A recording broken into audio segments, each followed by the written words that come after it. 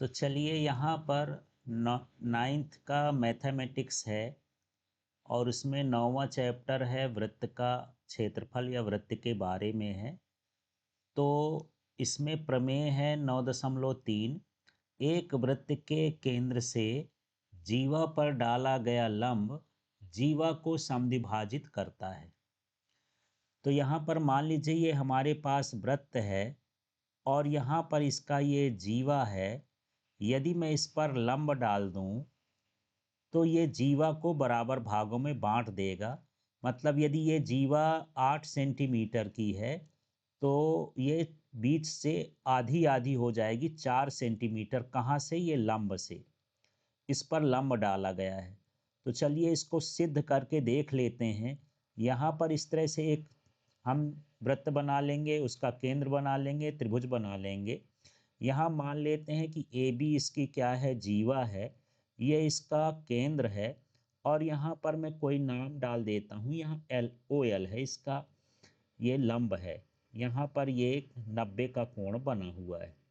अब दोनों त्रिभुज को हम सर्वांग सम सिद्ध करके देखते हैं। तो यहाँ पर त्रिभुज ए ओ एल, त्रिभुज ए ओ एल और ये दूसरा त्रिभुज ले लेते हैं एवं त्रिभुज बी ओ एल। ये दो त्रिभुज हो गए। इसमें देखते हैं कि ये जो ओ ए है और ओ बी है ये दोनों बराबर होंगे। तो यहाँ हो जाएगा ओ ए बराबर क्या हो गया? O B. क्यों हो गया? क्योंकि दोनों त्रिज्या हैं। इसके बाद यहाँ पर देख लीजिए ये कोण है, इसका नाम यदि एक रख दूं, इसका नाम दो रख दूं, तो कोण एक बराबर कोण दो बराबर ये कितना हो गया? 90 डिग्री, क्योंकि ये समकोण दिया हुआ है। दूसरा जो ओ एल है वो दोनों के लिए है। आप इसमें त्रिभुज में देखिए, ये दोनों त्रिभुज में ओ एल दोनों के लिए है, तो ये उभयनिष्ठ हो गया। ये क्या हो गया? उभयनिष्ठ। उभयनिष्ठ वही होता है जो दोनों में होता है। तो ये सारी चीजें जब बराबर हैं, इसका मतलब ये हो गया कि ये त्रिभुज सर्वांग सम है। तो यहाँ पर हम बोल सकते हैं कि त्रिभुज ए ओ एल सर्वांग सम है त्रिभुज बी ओ एल के। तो ये हम इस तरह से लिख दिए। जब ये सर्वांग सम है, इसका मतलब जो ए एल है और जो बी एल है ये भी दोनों बराबर हो गए। माने ए एल बराबर क्या हो गया? B L. तो इससे क्या सिद्ध हो गया? इससे सिद्ध हो गया कि ये जीवा समद्विभाजित हो गई। तो आपको अब लिखना कैसे है? आप प्रमेय लिखेंगे। एक वृत्त के केंद्र से एक जीवा पर डाला गया लंब जीवा को समद्विभाजित करता है।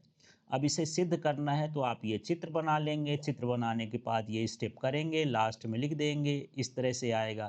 फिर अतः करके लिख देंगे, अतः वृत्त के केंद्र से जीवा पर डाला गया लंब जीवा को समद्विभाजित करता है। अब इसी तरह का हमारे पास ये प्रमेय है 9.4। और ये क्या है? एक वृत्त के केंद्र से जीवा को समद्विभाजित करने के लिए खींची गई रेखा जीवा पर लंब होती है। इसी का उल्टा है। इस बार यही है कि यदि हम कोई रेखा ऐसा खींचते हैं जो जीवा से होकर के केंद्र तक जाती है और ये जीवा को पहले से समद्विभाजित करती है, तो इसका कोण, जैसे इस कोण का नाम रख देता हूँ 1 और इस कोण का नाम रख देता हूँ 2, ये दोनों क्या होंगे? लंब होंगे। माने 90 का कोण होगा, ये हमको बताना है। तो आप ये चित्र बना लेंगे। फिर ये देखिए ए ओ एम त्रिभुज मैं यहाँ लिख देता हूँ, त्रिभुज ए ओ एम एवं दूसरा वाला त्रिभुज देख लीजिए, इसमें से क्या है? B O M. ये त्रिभुज क्या हो गया? B O M. अब इसमें हमको क्या देखना है कि ये जो ओ ए है और ओ बी है ये दोनों बराबर हैं। तो यहाँ लिख देंगे ओ ए बराबर ये क्या हो गया? ओ बी बराबर ये दोनों क्या हैं? त्रिज्या हैं। इसके बाद यहाँ पर देख लीजिए, जो यहाँ पर ओ एम है, यहाँ पर ये ओ एम है, ये दोनों के लिए है, उभयनिष्ठ है। तो यहाँ पर लिख देंगे ओ एम बराबर ओ एम। ये क्या हो जाएगा? उभयनिष्ठ।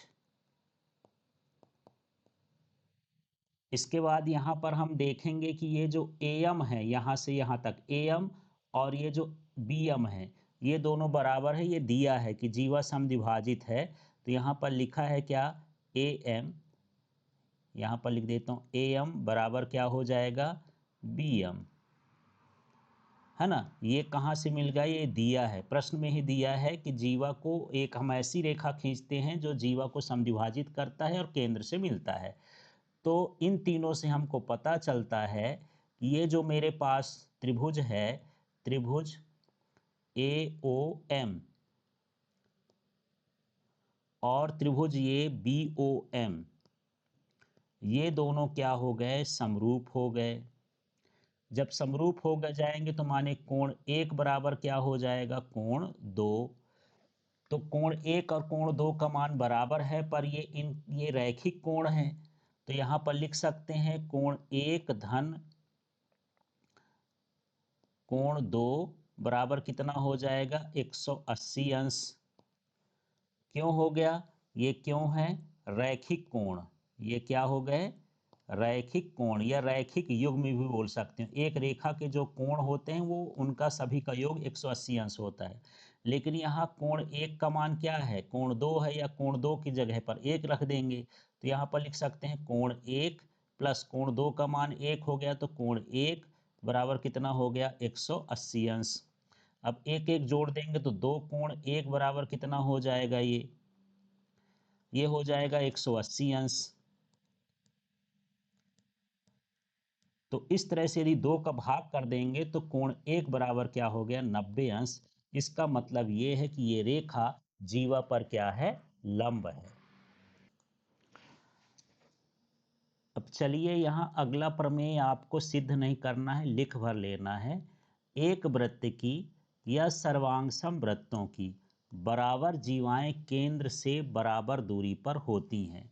जैसे मान के चलिए यहाँ पर ये बना हुआ है और ये बना हुआ है, तो यहाँ पर केंद्र से जितनी दूरी इस जीवा की होगी उतनी ही दूरी इस जीवा की होगी। यदि दोनों जीवाएं बराबर हैं तो केंद्र से दूरी भी इनकी क्या होगी, बराबर होगी।